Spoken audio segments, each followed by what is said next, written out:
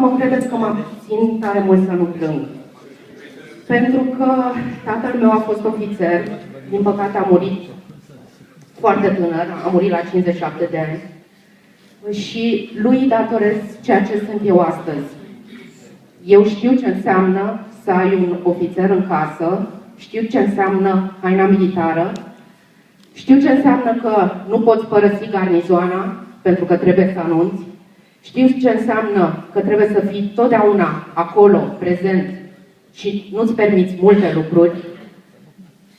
De aceea, vă rog să mă credeți că întotdeauna întâlnirile cu dumneavoastră nu știu, undeva sunt și puțin frustrată că poate tatăl meu ar fi trebuit să fie și el aici, pentru că a murit foarte tânăr și acum ar fi avut cam în jur de 70 de ani. Deci n-ar fi avut foarte mult. Dar asta e viața mea, dar vreau să mă credeți că sunt printre cei care totdeauna am luptat cu sistemul ăsta de care vorbea domnul colonel și le-am spus totdeauna, voi nu știți ce înseamnă armata română înseamnă. Chiar dacă unii au ajuns colonei, și eu am făcut armata, am prins pe vremea lui Ceaușescu când fetele făceau armată. Am ieșit din facultate, cred că sublocotenent. Așa, probabil că acum o fi ajuns după atâția ani locotenent. Nu mi-a mărit nimeni gradul, stați liniștit, nici n-aș fi acceptat o asemenea mizerie, pentru că eu știu de la tatăl meu cum se obțin gradele în armată. Dumnealui a fost făcut locotenent colonel pe vremea aceea, a murit colonel fiind, la excepțional. Deci nu se dădeau gradele și toți de aici știți despre ce vorbesc, că sunteți la o anumită vârstă. Acum să-ți bagi joc și de armata română și să-l faci colonel pe... Nu vreau să dau nume. Să faci pe oricine ți iese în cale, colonel și general, mi se pare chiar... și o să vreau să vă spune și noastră părerea legat de acest subiect. Dar, hai să ne întoarcem la ce spunea domnul colonel, pentru că acolo sunt durerile dumneavoastră. Într-adevăr, aveți dreptate, guvernul Ponta și-a luat niște angajamente. Suntem doar de câteva luni la guvernare și am reușit un punct din ceea ce ne-am propus. Acela de a nu băga mâna în buzunarul dumneavoastră. E corect ce zic, domnule colonel? Și de a scoate banii aia pe care Boc vrea să vi scoată din buzunar, de parcă ar fi fost așa de mulți. De pensii nesimțite, ce să mai spun, că eu mă jenez. Mi-a plăcut ce a spus dumneavoastră, ne-a fost rușine să ieșim în stradă. Asta înseamnă armata română. Deci ați stat, ați strâns din dinți, dar nu ați ieșit să faceți circ, dar până la urmă va trebui să ieșiți și dumneavoastră dacă lucrurile nu sunt în regulă. Vă spun cu toată sinceritatea. Iar eu, data când ne-am întâlnit cu colegii, cu sindicate, cu celelalte sindicate, portoare, cu toate sindicatele din Constanța, am promis un lucru și vi-l promis și dumneavoastră.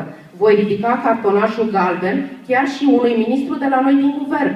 Pentru că gata, e prea mult. Ați îndurat prea mult, ați stat totdeauna cu minți, pentru că sunteți demni și pentru că nu faceți bășcălie în stradă cum fac alții, dar asta nu înseamnă că nu trebuie să fiți băgați în seamă.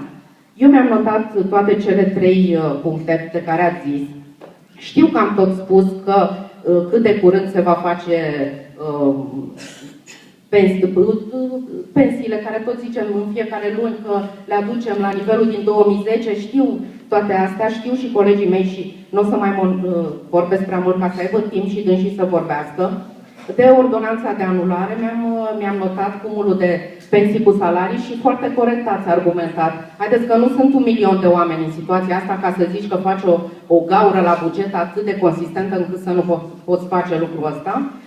Mi-am notat cu pensiile reduse ce vorbeam să fie aduse la nivelul lui 2010 și de sistemul de pensii trebuie într-adevăr, și aici e chiar treaba noastră a parlamentarilor, să construim o lege corectă pentru dumneavoastră, o lege care să vă dea dumneavoastră aceleași drepturi ca tuturor militarilor din toate țările, ceea ce este foarte corect, pentru că aveți aceeași muncă, depuneți aceleași eforturi, trebuie cumva să fiți răsplătiți la fel ca și ei. Suntem în Europa, hai să ne comportăm și pe această zonă ca în Europa. Să nu o spunem doar așa din gură.